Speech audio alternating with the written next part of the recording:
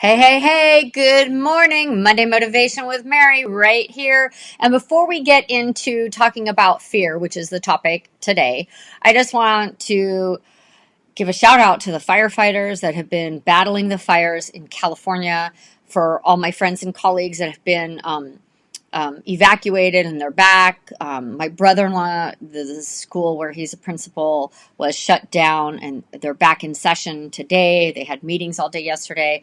And Kelly, there's just a ton of people that have been affected, and my heart goes out to all of you. And to those of us in San Diego, it is like the perfect city. We love it, right? Blue sky fever, sunny and 75. Except for when the Santa Anas come, I know a bunch of us, this is this big on the scale of things happening in the world, but the Santa Anas are affecting me, Jen Herman, my husband, a bunch of us. We can't breathe.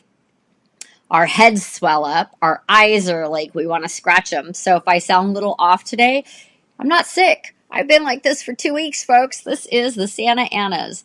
Hey, so let me know where you're watching from, what kind of business you're in, because one of my God-given talents is being a connector. I might just have someone that needs your services or know someone who can help you build your business. So I'm going to talk about fear, and just hold on for a minute and let me tell you this little story. 2 weekends ago, 2 Sundays ago, we were at church because the Katinas, I go to church anyways, but the Katinas, my favorite Christian rock band, was playing. And it's literally like a concert for me. I want to get there early. I want to sit in the first, 6 aisles. And I have all of their CDs. I have pictures with them. I'm like a groupie when it comes to them. They're a local band, a band of Samoan brothers. And not only is their music amazing and speaks to my heart, but their story of how they got there is amazing. But that's a whole different post, you guys. So they started singing, we're dancing and singing. And they sang this song, I'm no longer a fear to slave. I'm a child of God. I started singing the chorus here and I started crying. My eyes welled up and I thought I was going to have a full down meltdown. And later on, what I realized, it's because of the words that I was singing. I'm no longer a slave to fear. And when I looked back at some of my posts, you guys, over probably the last 5-6 weeks, 3 of my posts have been about overcoming fear. So I thought I needed to share this with you. Having fear is not a bad thing. Being fearful is not bad. But we can't let fear control us or hold us back. We can't let fear dictate our choices. I'm too fearful to speak in front of a large audience. I'm too fearful for my business to blow up and be successful. I'm too fearful. Whatever your fear is, we have to address it and you have to take control of your fear. So obviously I had all this fear going on. Like, we all have fear, right? And so I wanted to share with you that it's okay to have fear, but we do need to let it go. And I released it that day in church. I literally was like, I give it up. You know what? I'm giving it up. And this is no lie. The next day I had a referral on LinkedIn. And then that turned into a consultation call. And I'm happy to say that turned into a 3-month coaching client. And then 4 days later, I was tagged on Facebook as a LinkedIn trainer and strategist. That turned into a consultation call. I'm hopeful that that's going to turn into a client.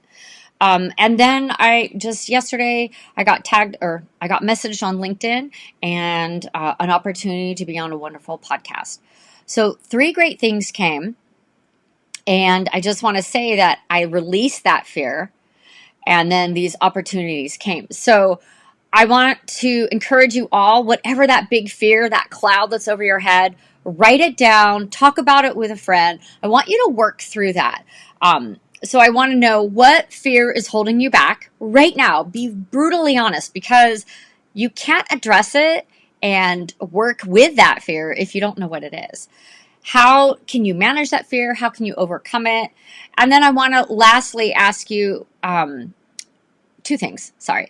Name 3 things that you have done over the last 3 weeks that are helping you move forward in your business. Because I think if you look at what you're doing, that's moving you forward in your business, maybe those fears will go down a little.